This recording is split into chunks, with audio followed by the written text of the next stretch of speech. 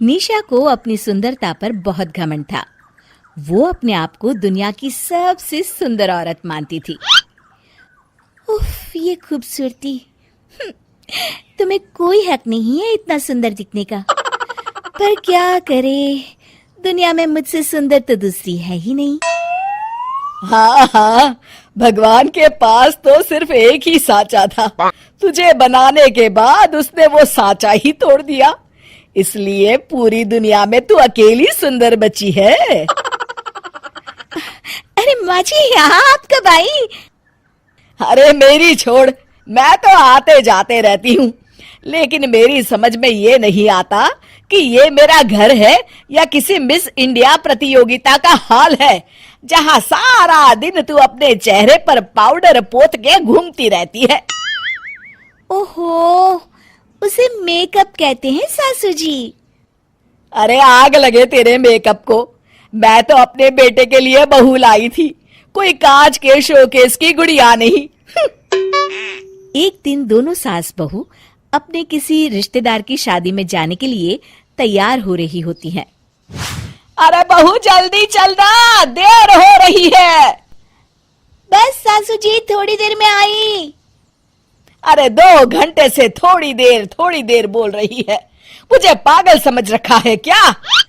अरे बहू, तेरी शादी नहीं, चमन लाल के बेटे की शादी है, तू क्यों इतना सच सवर रही है? फिर आखिरकार दोनों शादी में पहुंचते हैं। आइए आइए बहन जी, बड़ी देर कर दी। अब दिल्ली का ट्रैफिक तो आपको पता ही है भाई साहब, देर तो हो ही जाती है। तभी निशा की नजर स्टेज पर बैठे चमनलाल के बेटे भजनलाल पर पड़ती है। उसकी बगल में बैठी दुल्हन को देख निशा बोल पड़ती है। अरे ये क्या? भजनलाल तो बड़ी बड़ी बातें कर रहे थे कि मैं किसी हीरोइन से शादी करूंगा, मेरी बीवी बड़ी खूबसूरत होगी, लेकिन ये क्या? ये तो... अरे बेचारी दिखने में ठीक ही तो है, बस थोड़ी सांवली है। कहाँ माँ जी, ये तो पूरी काली है, काली। आप भी ना जाइए, अपना चश्मा लगा के आइए।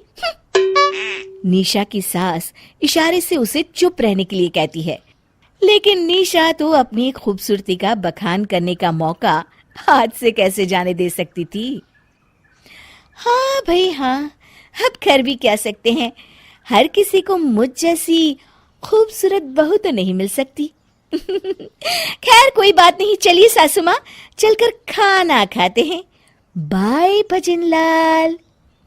इस तरह निशा के लिए दुनिया में उसकी खूबसूरती से बढ़कर कुछ नहीं था। एक दिन निशा की सास घर की साफ सफाई कर रही होती है कि तभी... अरे मर गई रे, सुबह से अकेले काम कर करके मेरी तो कमर ही अकड़ गई, मेरी तो किस्मत ही फूटी है। हे भगवान, इतनी सुंदर बहू देकर आखिर तू मुझसे किस जन्म की सजा दे रहा है? क्या हुआ सासू माँ? अरे कहाँ मर गई थी और इतना तैयार होकर कहाँ जा रही है? वो मेरा मेकअप का सामान खत्म हो चुका है, तो वही लेने बाजार जा रही हूँ।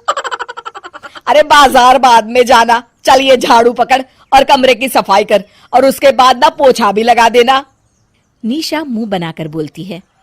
छी, झाड़ू पोछा? क्या बात कर रही हैं आप सासू माँ? अभी अभी तो मैंने मेकअप किया है, आप मुझसे ये सब काम कैसे करवा सकती हैं? धूल मिट्टी से मेरा चेहरा खराब हो जाएगा। अरे तू कौन सी दुनिया से आई है? हे भगवान, अब इसका मैं क्या करूं? तभी दरवाजे पर एक सेल्समैन आता है। नमस्ते बहन जी, घुमालिया कंपनी से आया हूँ। हमारी कंपनी एक से बढ़कर एक ब्यूटी प्रोडक्ट्स बनाती है।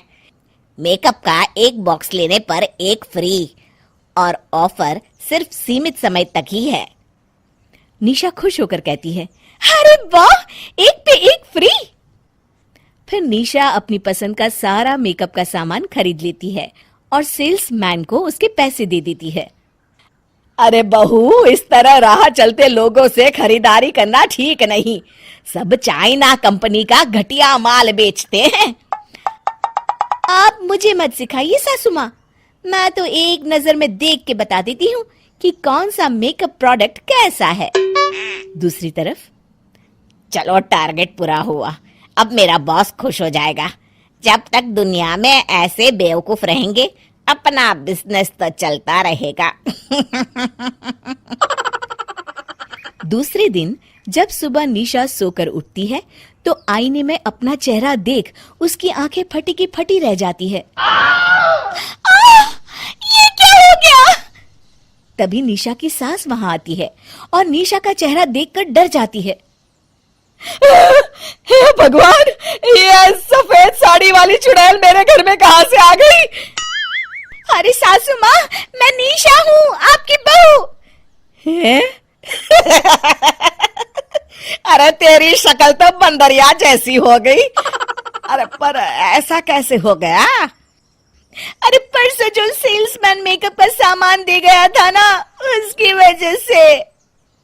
अरे पगली, मैंने तो तुझे समझाया था कि चाइना का माल मत ले, उसकी कोई गारंटी नहीं होती। अब भुगत। चलो अच्छा है, कम से कम अब इसके सिर से सुंदरता का भूत तो उतर जाएगा। मेरा चेहरा, अब मैं क्या करूंगी? दोस्तों, इसीलिए तो कहते हैं चाइना माल कभी भी ना खरीदें।